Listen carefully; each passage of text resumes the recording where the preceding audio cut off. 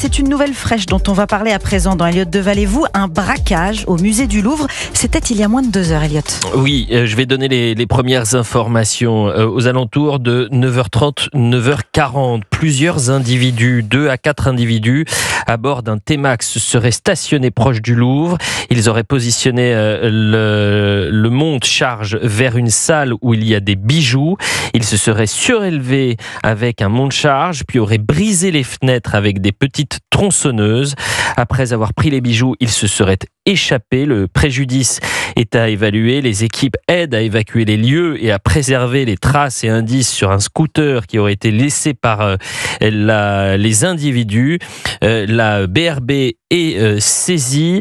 Le ministère de la Culture se rend sur place. Rachida Dati a annoncé ce matin via son compte X qu'un cambriolage avait eu lieu au Louvre. Tôt ce matin, je le disais, plusieurs individus venus en voiture auraient placé, je le répète, un monte-charge à proximité d'une salle de musée contenant des bijoux.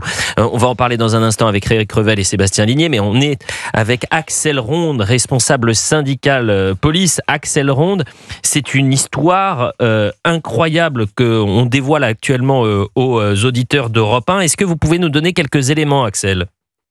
Oui, bonjour Elliott. Écoutez, on est vraiment dans un film carrément, parce qu'on a affaire à un véritable commando qui s'est rapidement déployé sur une salle qu'ils avaient bien évidemment identifiée avec des bijoux à l'intérieur. Donc ils ont utilisé, comme vous avez bien expliqué, un monte-charge, ont pu pénétrer en cassant une vitre dans le musée et ont pris et dérobé tout de suite ce qui les intéressait, donc des bijoux. Donc on est vraiment dans le haut du spectre du grand banditisme, parce que ce sont des individus qui avaient fait des repérages très certainement très minutieux pour pouvoir, si vous voulez, arriver dans cette salle qui savait qu'il y avait des bijoux. Donc le préjudice actuellement est à évaluer. Les enquêteurs sont sur place.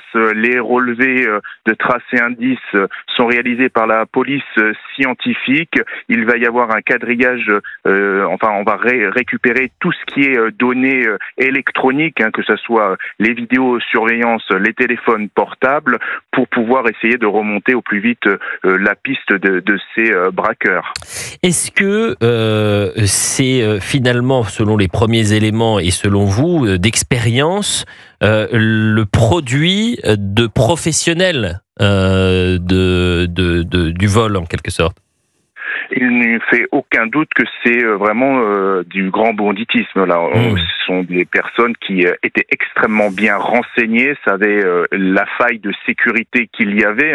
En l'espèce, c'est cette vitre à l'étage qui ne sont pas, semble-t-il, sécurisées, en tout cas assez sécurisées. Ils avaient en tous les cas ces informations et ils savaient comment y aller. C'est vraiment un commando qui s'est déployé, puisqu'ils sont partis, ils sont arrivés en très peu de temps, ils sont repartis très vite. Et puis en plein jour, puisque habituellement, quand on parle de braquage, alors pour les bijouteries en plein cœur de Paris, ça peut arriver place Vendôme, par exemple, donc non loin d'ailleurs du Louvre. Mais là, on touche à une institution surprotégée, sursurveillée, le musée du Louvre, tant on sait à quel point il y a surtout, plus que le risque de braquage, la menace terroriste. 9h30, 9h40 du matin, c'était il y a à peine 2 heures. On a du mal à comprendre, Axel Ronde. Oui, c'est vrai qu'il va falloir analyser tout ce qui s'est passé, quelles sont les failles qui a pu y avoir. En tous les cas, c'est vrai qu'il y a un quadrillage de la police nationale, mais vous savez, ce sont des commandos, des équipes qui vont extrêmement vite, ce sont des professionnels, souvent même issus de l'étranger. Ça peut être des personnes des pays de l'Est qui sont spécialisés là-dedans. On sait qu'il y a des groupes qui peuvent taper partout dans le monde et qui vont faire des braquages assez spectaculaires. Voilà, donc oui, c'est vrai que ça pose interrogation parce qu'on est dans un quartier hautement sécurisé avec énormément de forces de l'ordre. Mais encore une fois, il faut qu'il y ait des sécurités plus passives dans tous ces endroits, dans tous ces musées. On sait qu'il y a un problème avec le côté historique. Enfin là, c'est un coffre. Bâtiment. Axel Ronde, pardonnez-moi, là on est c'est une forteresse, le musée du Louvre. Les chiffres de la sécurité du Louvre sont affolants. C'est plus de 1300 agents de sécurité, 2000 caméras de surveillance, des agents privés, un poste de police police stationnés dans le musée du Louvre ou à proximité qui s'occupent spécialement du musée du Louvre. Plus de 500 agents qui contrôlent en permanence, jour et nuit, le musée. Des salles, notamment la Joconde, Samothrace, les bijoux de la couronne qui sont contrôlés 24/24. Donc c'est un musée surcontrôlé. C'est même un des lieux les plus contrôlés de ce pays. Donc il y a forcément une faille quelque part. Sébastien Ligné, on est peut-être en train de commenter le casse du siècle. Je regardais si le Louvre avait déjà été cambriolé. Et vous avez le 21 août 1911, le vol de la Mona Lisa. C'est l'ouvrier vitrier Vincenzo Perugia qui décroche la Joconde et sort du musée avec le tableau sous sa blouse. L'œuvre est retrouvée en décembre 1913 à Florence et revient au Louvre peu après. Là, c'est ce vol au musée du Louvre.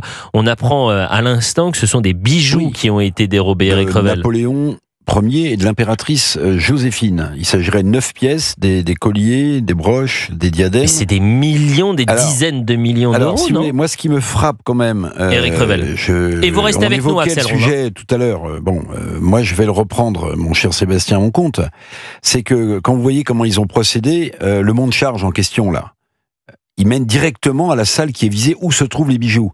Donc, ou bien c'est un repérage méthodique de grands professionnels, ou alors il y a des gens en interne qui ont aidé, qui ont expliqué qu'avec ce monte charge... C'est la question qu'on va poser à Axel Ronde. Le quai du Louvre est en travaux. Oui. Il faut poser la question à Axel Ronde, dans ces grands braquages, ces braquages historiques, est-ce que parfois il y a finalement des complices à l'intérieur des lieux qui sont braqués? Je pense aux bijouteries par exemple. Oui, bien évidemment. On sait très bien qu'il y a des personnes, des fois même qui sont recrutées plusieurs mois à l'avance, qui vont travailler et qui sont mêlés au grand banditisme, qui vont venir faire ce travail et pour avoir toutes les informations. On sait que qu'il y a des personnes qui peuvent faire cela. Donc c'est vraiment du grand banditisme. C'est pas des amateurs, c'est pas des petites frappes qui viennent qui ont fait ça. C'est vraiment quelque chose de professionnel qui a été certainement planifié depuis de nombreux mois. En tous les cas, on sait que les failles, c'est quand il y a des travaux. Ça, c'est un gros problème. Quand il y a des travaux, on sait qu'il peut y avoir potentiellement des braquages sur des endroits bien stratégiques comme ce musée. Je pense aux auditeurs qui nous écoutent et qui sont en train de vivre. Vous avez commencé en disant c'est une histoire de film, qui sont en train de voir un film en temps réel, un film en direct, quand la fiction rejoint le réel. Une opération policière pour tenter de retrouver les braqueurs. Comment ça se passe concrètement ?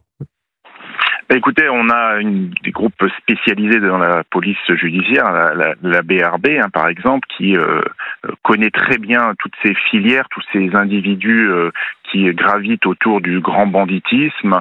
On arrive en général à les retrouver. Beaucoup d'affaires ont pu être résolues quelques mois après cela. Souvent, on ne retrouve pas la marchandise, mais en tous les cas, on retrouve les auteurs et on les remet à la justice. Donc, on va faire tout ce relevé déjà d'empreintes, d'ADN, tout ce qui est téléphonie mobile, surtout les vidéos protection qui vont nous donner le parcours, où est-ce qu'ils sont partis, où est-ce qu'on va les perdre. Donc cela va nous montrer aussi le grand professionnalisme de ces individus, s'ils arrivent à déjouer toute cette technologie que nous avons nous policiers. Donc on va pouvoir localiser des individus qu'on connaît, qu'on sait qui seraient peut-être mêlés, et on va faire tout un travail de fourmi d'enquête. Je pense aux auditeurs qui nous écoutent. Vous dites la BRB, c'est la Brigade de répression du banditisme. C'est une unité spécialisée de la police judiciaire française, rattachée à la direction générale de la police judiciaire de Paris. La BRB qui enquête sur les braquages, les vols à main armée, les cambriolages spectaculaires, bijoux, fourgons blindés, musées. Et là, on est en train de s'attaquer on s'est attaqué au peut-être l'un des plus grands symboles Le musée de publicité d'Europe. Mais bien évidemment, le musée du Louvre. Ça C'est une va encore histoire de améliorer l'image de Paris internationale. Emilienne Paris, elle va pas revenir. On avait les touristes qui en pouvaient plus de la saleté et des rats, de l'insécurité, et maintenant on a même des braquages au Sébastien Ligné. Tiens, ça serait intéressant d'avoir des réactions si vous souhaitez réagir en direct et poser des questions à Axel Ronde ou à nos spécialistes sur le plateau, Sébastien Ligné et Eric Revel. N'hésitez pas, 01 80 20 39 21. Eric On Revel. en saura plus dans quelques minutes, je pense, sur les pièces, les bijoux qui ont été volés, qui appartiennent à la collection de l'empereur Napoléon Ier et de sa femme, l'impératrice. Il y a malheureusement deux hypothèses. La première, c'est un richissime admirateur de cette période française qui a commandité ce vol et qui espère récupérer les pièces. On l'a vu avec des œuvres archéologiques où vous avez des gens, notamment dans les musées égyptiens, qui font voler des pièces pour les avoir à leur domicile.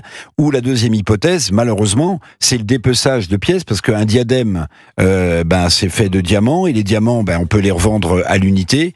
Mais là, évidemment, on s'attaque directement au patrimoine historique, culturel français, parce que cette période majestueuse, magnifique de Napoléon Ier et de Joséphine, dans le cœur des Français et dans l'histoire de France, c'est pas rien. Il est 11h41 très précisément. Axel Ronde, restez avec nous parce que l'actualité est bousculée et notre émission est bousculée.